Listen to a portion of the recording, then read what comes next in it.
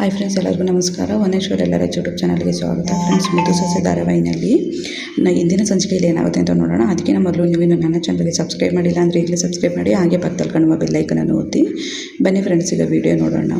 ಇಲ್ಲಿ ಮದುವೆ ಎಲ್ಲ ಆಗುತ್ತೆ, ಮತ್ತು ಆಮೇಲೆ ಅಜ್ಜಮ್ಮ ನಮ್ಮ ಹೆಂಗೆ ಎಲ್ಲರ ಹತ್ರ ಆಶೀರ್ವಾದ ತೊಗೊಳಮ್ಮ ಆಗಿದ್ದಾಯಿತು ಅಂತ ಅಂದಾಗ, ಇಲ್ಲ ಅಜ್ಜಿ, ನಾನು ಖುಷಿಯಾಗಿ ಮದುವೆ ಆಗಿದ್ದರೆ ಆಶೀರ್ವಾದ ತೊಗೊತಾ ಇದ್ದೆ, ಆದರೆ ನಾನು ಖುಷಿಯಾಗಿ ಮದುವೆ ಆಗಿಲ್ಲ, ನಾನು ಯಾರ ಹತ್ರನೂ ಆಶೀರ್ವಾದ ತೊಗೊಳಲ್ಲ, ನನಗೆ ಬೆಳಗಿಂದ ಸುಸ್ತಾಗಿದೆ, ನಾನು ರೆಸ್ಟ್ ತೊಗೊತೀನಿ ಅಂತ ಅಂದ್ಬಿಟ್ಟು ನವ್ಯ ಅಲ್ಲಿಂದ ಹೊರಟೋಗ್ತಾರೆ. ಮತ್ತು ಆಮೇಲೆ ಶಿವರಾಮೇಗೌಡ ವಿದ್ಯೆನೂ ಮತ್ತು ಭದ್ರನೂ ಕರೆಸ್ಬಿಟ್ಟು ಆಗ ಭದ್ರನ ಮುಂದೆನೇ ವಿದ್ಯೆನ ಬಗ್ಗೆ ಹೊಗಳಿ ಮಾತಾಡ್ತಾ ಇರ್ತಾರೆ.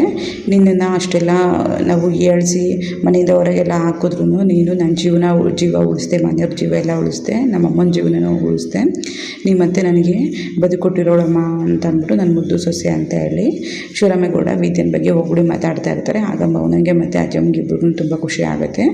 ಭದ್ರಂಗೂ ಏನು ಹೇಳಬೇಕು ಅಂತ ಗೊತ್ತಾಗ್ದೇನೆ ಅವರು ಸುಮ್ಮನೆ ಇರ್ತಾರೆ. ಆಗ ವಿದ್ಯಾ, ಇದೆಲ್ಲ ನನ್ನ ಕರ್ತವ್ಯ ಮಾವಯ್ಯ ಅಂತ ಅಂದಾಗ, ಮತ್ತು ಆಗ ಶಿವರಾಮೇಗೌಡ ಇರ್ತಾರೆ, ಇಷ್ಟೊಂದೆಲ್ಲ ಮಾಡಿ ನನ್ನ ಕರ್ತವ್ಯ ಅಂತೆಲ್ಲ ನೀನೇನು ನಿನ್ನ ಜಾಗದಲ್ಲಿ ಬೇರೆ ಯಾರೇ ಇದ್ದಿದ್ರು ಕಣ್ಣೀರು ಹಾಕೊಂಡು ಸುಮ್ಮನೆ ಆಗಿರೋರು, ಆದರೆ ನೀನು ಎದುರುದೇನೆ ಧೈರ್ಯದಿಂದ ಹೋಗಿ ಮದ್ದು ತೊಗೊಂಬಂದು ನಮ್ಮ ಜೀವ ಎಲ್ಲ ಉಳಿಸಿದ್ಯಾ, ಮನೆಯವ್ರಿಗೆಲ್ಲ ಪ್ರಾಣ ಭಿಕ್ಷೆ ಕೊಟ್ಟಿದ್ಯಾ ನೀನು ಅಂತ ಅಂದ್ಬಿಟ್ಟು ಮತ್ತು ಶಿವರಾಮೇಗೌಡ ಹೇಳ್ತಾರೆ.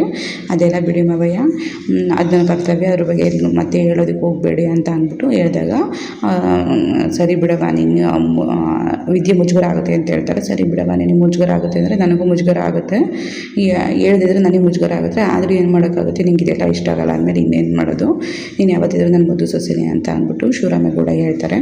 ಆಗ ಸರಿ ಕಣವ, ಕೊಡಿಲ್ಲದನ್ನ ಈ ದುಡ್ಡನ್ನ ಈಗಲೇ ತೊಗೊಂಡೋಗಿ ಬ್ಯಾಂಕಿಗೆ ಹಾಕಿ ನೀನು ಅಕೌಂಟಿಗೆ ಬರೋ ಥರ ಮಾಡ್ತೀನಿ ಅಂತ ಹೇಳ್ತಾರೆ. ಆಗ ವಿದ್ಯಾ, ನಂಗೆ ಬೇಡ ಅಜ್ಜಮ್ಮ ಇದು ಅಂತ ಅಂದಾಗ, ಇಲ್ಲ ಇದು ನಿಂಗೆ ಸೇರಬೇಕಾಯಿತು, ನೀನು ಯಾವ ಥರ ಬೇಕಾದರೂ ಯೂಸ್ ಮಾಡ್ಕೊ ಅಂತ ಅಂದ್ಬಿಟ್ಟು ಅಜ್ಜಮ್ಮ ಅದನ್ನು ಚೆಕ್ನ ಇಸ್ಕೊತಾರೆ.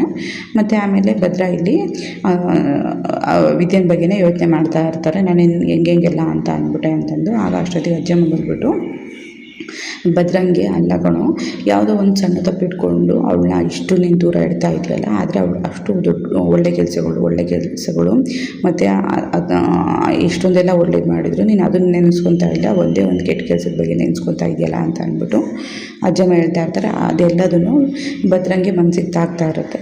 ಈ ಕಡೆ ವಿದ್ಯಾ, ಚಂಪಾ ಮತ್ತು ಸರು 3 ಜನನೂ ಆಗಿರೋದ್ರ ಬಗ್ಗೆ ಎಲ್ಲ ಮಾತಾಡ್ಕೊತಾ ಇರ್ತಾರೆ.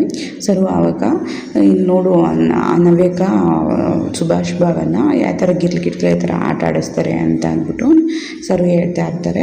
ಮತ್ತು ಆಮೇಲೆ ಇದೆಲ್ಲ ಭದ್ರಂಗೆ ಕೇಳಿಸ್ಕೊಂಡು ತುಂಬ ಬೇಜಾರಾಗಿ, ಇನ್ನೇ ನನ್ನ ಕೈಯಿಂದ ಇದೇನೆ ಈ ಥರ ಎಲ್ಲ ಹೇಳ್ಕೊಂಡು ಇರೋದಕ್ಕಾಗಲ್ಲ, ನಾನು ಎಲ್ಲರ ಮುಂದೆ ಆ ಥರ ಮಾತಾಡ್ಬಿಟ್ಟು ನಾನೇ ಜೀವನ ಅಂತ ಅಂದ್ಕೊಂಡು ಬಂದಿದ್ದೆ ನನ್ನ ಅಮ್ಮಿಗೆ ಅಂತ ಅಂದ್ಬಿಟ್ಟು ನಾನು ಹೋಗಿ ಕ್ಷಮೆ ಕೇಳ್ತೀನಿ ಅಂತ ಅಂದ್ಬಿಟ್ಟು ಭದ್ರ ಮಳಲ್ಲಿ ನೆನ್ಕೊತ ಹತ್ಕೊತ ವಿದ್ಯೆನ ಹತ್ರ ಸಾರಿ ಕೇಳೋದಕ್ಕೆ ಅಂತ ಬರ್ತಾರೆ. ಫ್ರೆಂಡ್ಸ್, ಇಲ್ಲಿಗೆ ಹಿಂದಿನ ಸಂಪೂರ್ಣ ಸಂಚಿಕೆ ಮುಗಿದಿದೆ. ಮುಂದೆ ಏನಾಗುತ್ತೆ ಅಂತ ನೋಡೋಣ. ವಿಡಿಯೋ ಇಷ್ಟ ಇದ್ದರೆ ಲೈಕ್ ಮಾಡಿ, ಕಮೆಂಟ್ ಮಾಡಿ, ಸಬ್ಸ್ಕ್ರೈಬ್ ಮಾಡೋದನ್ನು ಮರಿಬೇಡಿ. ಧನ್ಯವಾದಗಳು ಫ್ರೆಂಡ್ಸ್.